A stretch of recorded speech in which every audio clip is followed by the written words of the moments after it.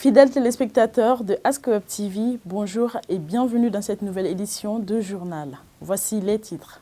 Célébration du 19 août, Journée mondiale de l'humanitaire au Mali. Baccalauréat malien 2024, le ministre de l'Éducation nationale remet des tableaux d'excellence aux 3 premiers.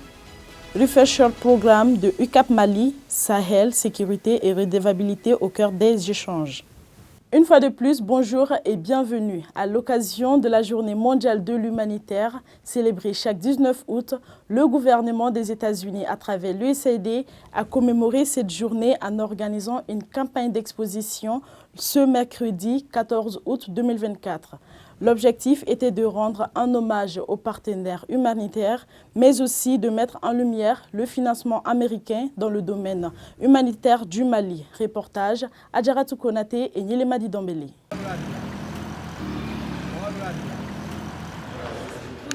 Agir pour l'humanité est le thème choisi par les organisateurs de l'édition 2024 de la Journée mondiale de l'humanitaire célébrée chaque année le 19 août. Après avoir observé une minute de silence en hommage aux travailleurs humanitaires du Mali qui ont perdu la vie, cette cérémonie fut une occasion de rencontres, d'échanges et de découvertes des différentes réalisations des diverses ONG présentes. C'était également un moment d'expression des sentiments de reconnaissance de l'engagement des humanitaires au Mali et dans le monde. Au nom de l'Agence des États-Unis pour le développement international, USAID, je tiens à vous remercier tous pour le travail formidable que vous accomplissez chaque jour. Certains d'entre vous, loin de vos familles et de vos foyers. Nous savons que le Mali traverse depuis 2012 une crise multiforme, mais les humanitaires ont été là. Ils sont sur le terrain avec nous, parfois au risque de leur vie.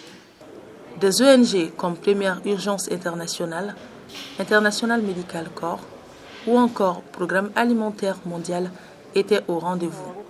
Ils interviennent notamment dans les domaines de la santé, de la nutrition, de l'agriculture, de la protection citoyenne, entre autres. Montrer l'importance du travail humanitaire et aussi rappeler que les besoins sont encore là, ils augmentent chaque jour. Donc nous devons garder notre espoir et notre passion de servir les personnes les plus affectées. Apporter une assistance aux personnes vulnérables dans les zones de guerre, donc les voir sourire encore, c'est beaucoup. Les gouvernements maliens et américains prônent la paix et l'entente afin de pouvoir faire face aux défis humanitaires. Malgré les défis nombreux, le souhait de tout un chacun est de faire en sorte que la situation du Mali s'améliore sur tous les plans. Que cette journée mondiale de l'aide humanitaire nous rappelle l'impact incroyable que nous pouvons avoir lorsque nous sommes unis dans notre humanité commune. Que le travail continue à être bien fait et que main dans la main, tous les humanitaires œuvrant sur le sol malien, on fera le maximum pour le bonheur de nos populations maliennes. L'Agence des États-Unis pour le développement international USAID, en collaboration avec des partenaires nationaux et internationaux, a apporté une assistance humanitaire à plus de 3 millions de personnes au Mali. L'ambassadeur des États-Unis au Mali, Rachna Koronen, espère une amélioration de la situation humanitaire au Mali dans un futur proche. C'est dans les locaux du ministère de l'Éducation nationale que les 3 premiers nationaux au bac ont reçu des mains du ministre des tableaux d'excellence et leur attestation. Cette cérémonie s'est déroulée en présence des parents des 3 meilleurs élèves ainsi que de plusieurs responsables scolaires. Suivons ce reportage de Vina Bedena. À la suite de la proclamation des résultats du baccalauréat malien session de juin 2024, le ministre de l'Éducation nationale a reçu dans l'après-midi du vendredi 9 août 2024 les 3 meilleurs élèves admis au bac, à savoir Pinto Flamousso Diallo, classé première avec 17,50 de moyenne, suivi de Abdel Nasser Diallo, deuxième avec 17,18 et Omar Hassan Kamara, troisième avec 17,15. Je suis très contente et en même temps fière. C'est quoi? C'est juste le travail, c'est juste une manière de penser. La confiance en soi, c'est hyper important. Et le travail, c'est les maths. Les maths et l'économie et bien ingénieur en informatique. Pour devenir ingénieur en informatique. Ce baccalauréat n'a pas été du tout simple pour beaucoup d'élèves malgré le déroulement normal de l'année scolaire, d'où les mots de félicitations et d'encouragement du ministre de l'Éducation nationale à l'endroit de ces 3 premiers nationaux. Le ministre de l'Éducation nationale la présente il faut c'est excellent ou c'est excellent, il faut les célébrer.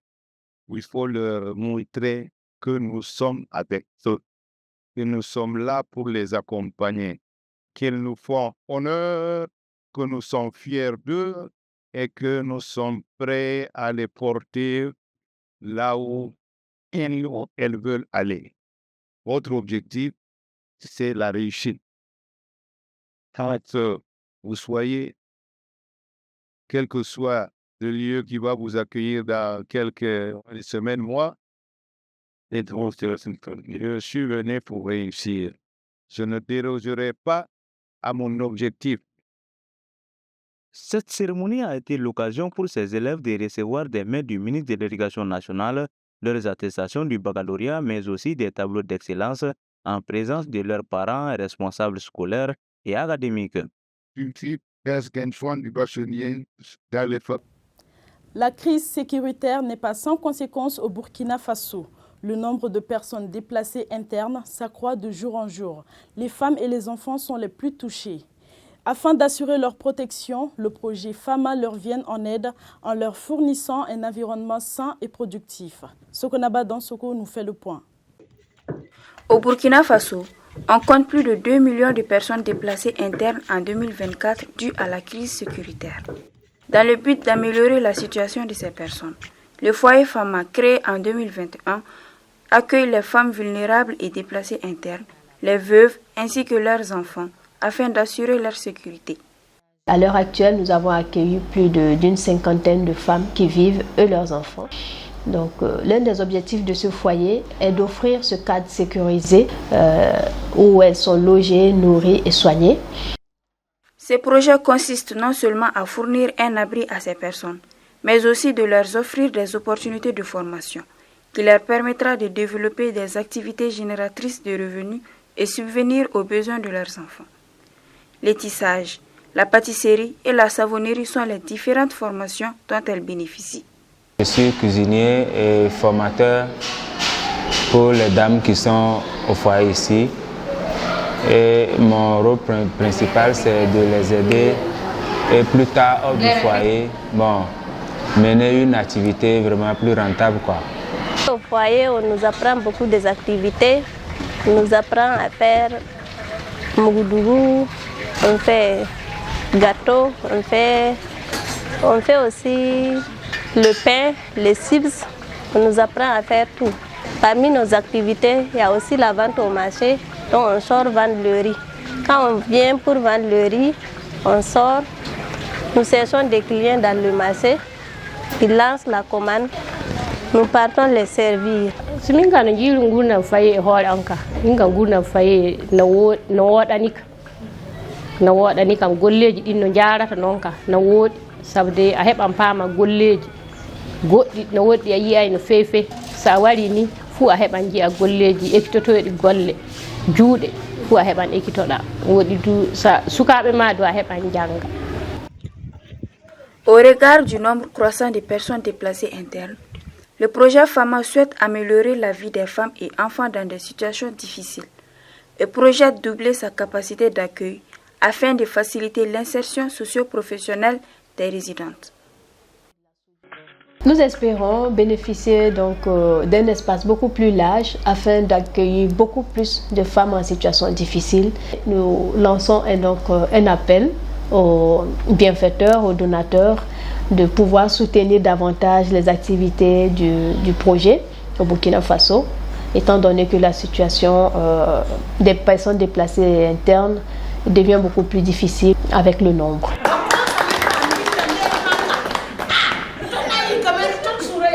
Le centre Abbé David de Sébenikoro a servi de cadre pour la tenue du séminaire international dénommé Refresher Programme.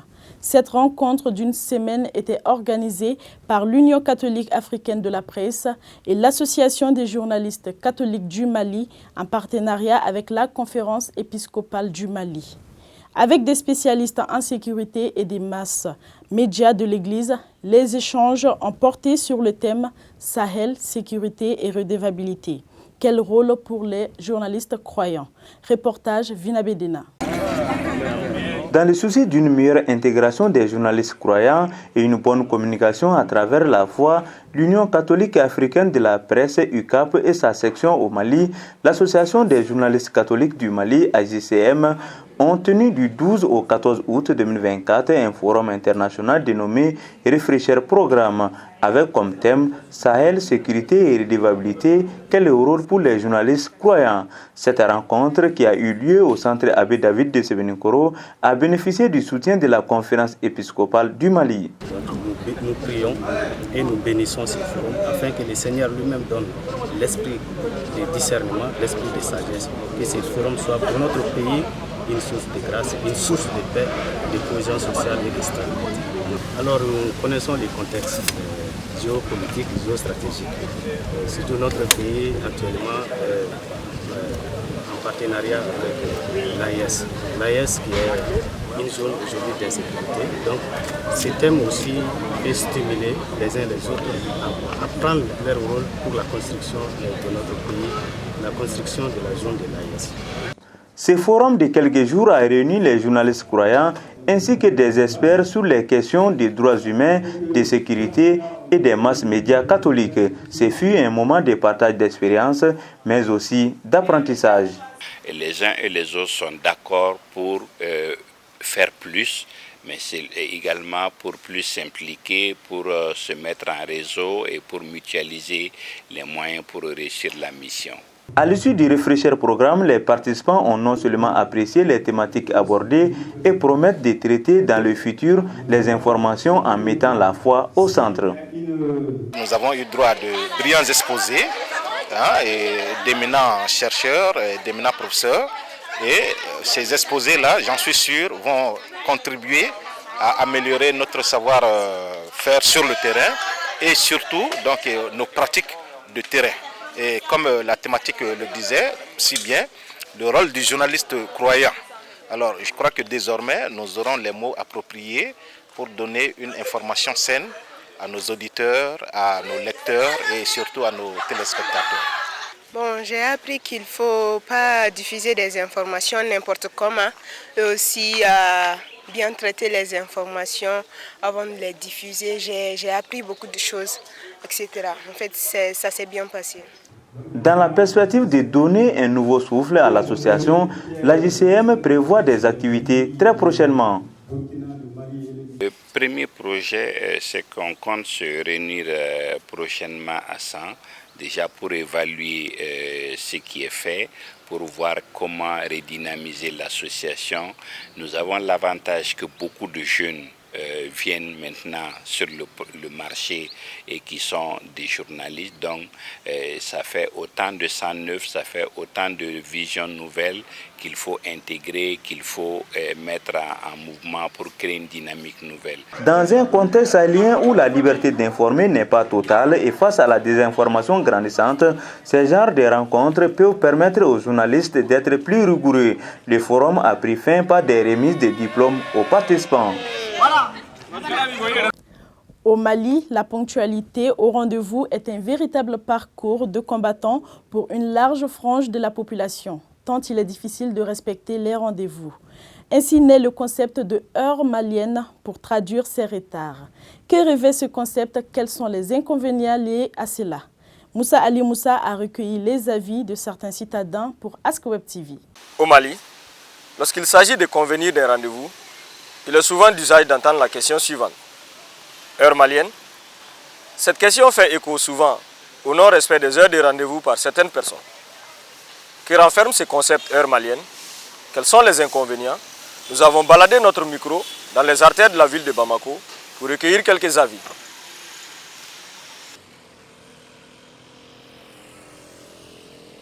Air Malien n'est que de ne pas, ça montre directement que les gens ne respectent pas leur engagement, leur rendez-vous. Même l'Assemblée cible doit venir. Si on donne un rendez-vous à 22h, c'est à 23h que les gens arrivent. Comme on aime à le dire, Air Malien. Donc le Malien accorde très peu d'importance au rendez-vous. Mais ça devient nos quotidiens, nos habitudes. Quand on dit « Ah, je t'attends jusqu'à telle heure », il dit « Ah, c'est l'Air Malien », alors que ce n'est pas sérieux. Ça n'a pas d'avantage, ça n'a que des inconvénients. Les inconvénients sont importants en réalité, puisque dans un travail, surtout, je prends l'exemple sur le travail, si vous n'êtes pas à l'heure, il y a des usagers des services qui viennent, vous n'êtes pas à l'heure, ça pénalise effectivement le travail. Tant que quelqu'un qui ne respecte pas les rendez-vous, quelqu'un qui ne respecte pas les principes, c'est pour cela que tu vas voir que les gens, réussissent dans la vie, tu vas voir qu'ils sont disciplinés. Ne pas respecter l'heure ou ne pas être à l'heure comporte des conséquences incalculables. Si vous voulez faire un travail potable, c'est-à-dire un travail de qualité, vous ne pouvez pas vous permettre de commettre, disons, d'accuser des retards. Quand vous venez à 10h30, vous avez observé un retard. C'est la preuve à suffisance d'abord que vous n'êtes pas un homme responsable et ton employé accordera peu d'importance à ta personnalité. Donc, dans la vie, avantage il faut être le non-respect des rendez-vous, avantage il faut y compter. Chacun doit respecter ses engagements.